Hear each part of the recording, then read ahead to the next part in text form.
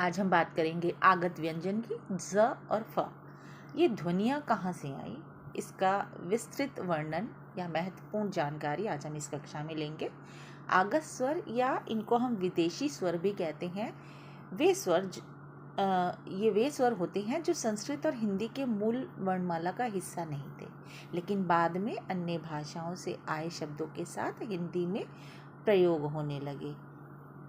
इसीलिए इन्हें क्या कहते हैं, आगत स्वर कहते हैं। मतलब जो किसी और अन्य भाषा से लिए गए हों उनको हम आगत स्वर कहते हैं।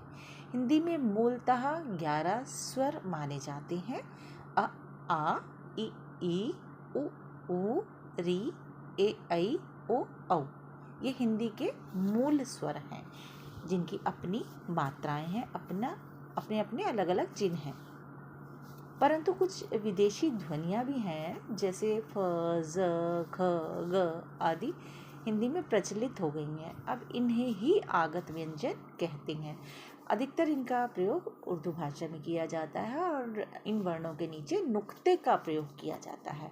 लेकिन जब स्वर ध्वनियाँ, जैसे ऐसी ध्वनियाँ जो हिंदी में सीधे नहीं मिलती, जैसे अंग्रेजी शब्दों में आने वाले आई और ओ, ये उर्दू के कुछ शब्दों में प्रयुक्त स्वर हैं, वे आगत स्वर की ही श्रेणी में आते हैं। अब हिंदी में आगत स्वरों की बात कही जाए तो बहुत अधिक स्पष्ट नहीं होता, जैसे आगत व्यंजन और अरबी और उर्दू भाषा की बात हम करते हैं। मगर भाषाओं के शब्दों में प्रयुक्त विशेष स्वर ध्वनियाँ जब हिंदी में आ जाती हैं तो उन्हें आगत स्वर की संज्ञा दे दी जाती है।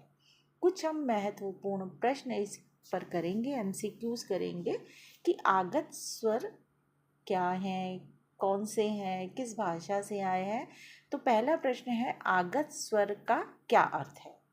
जो पहले से हिंदी में हो, पहला ऑप्शन। जो अन्य भाषाओं से हिंदी में आए, जो केवल संस्कृत में हो या केवल अंग्रेजी के स्वर हो। तो इसका सही उत्तर है बी, जो अन्य भाषाओं से हिंदी में आए हैं। प्रश्न 2 है, हिंदी में आगत स्वर शब्द का प्रयोग मुख्यतः किस प्रकार की ध्वनियों के लिए किया जाता है? तत्सम शब्दों के लिए, तद्भव शब्दों के लिए, विदेशी भाषाओं से आए विशेष स्वरों के लिए या फिर मात्राओं के लिए? तो सी ऑप्शन बिल्कुल ठीक है, विदेशी भाषाओं से आए विशेष स्वरों के लिए हम इनका प्रयोग करते हैं, शब्द आगत शब्द का प्रयोग करते हैं। प्रश्न 3 है, हिंदी में आगत स्वर और आगत व्यंजन किससे संबंधित है? व्याकरण संरचना से, वाक्य संरचना से, या ध्वनि शास्त्र से, या फिर क्रिया रूप से, या फिर संज्ञा से? तो ये जो आगत स्वर है वो सीधा का सीधा ध्वनि शास्त्र से संबंध रखते हैं, तो बी ऑप्शन बिल्कुल ठीक है। चौथा प्रश्न है, हिंदी में जिन शब्दों में ज और फ, ख जैसे ध्वनियाँ होती हैं वे किस श्रेणी में आते हैं? अभी आपको पूरा समझाया है तो आप इसका उत्तर आराम से दे पाएंगे। तत्सम, तद्भव, देशज या आगत शब्द? तो सही उत्तर है आगत शब्दों की श्रेणी में इनको लिया जाता है। तो ये 5 प्रश्नों से आपकी सारी दुविधा समाप्त हो गई होगी और इन में से एग्ज़ाम में, सीटेट एग्ज़ाम हो या कोई भी ऐसे प्रतियोगी परीक्षाएं हो, आपका इनमें से कोई ना कोई प्रश्न ज़रूर आता है। ध्यान दीजिएगा। धन्यवाद।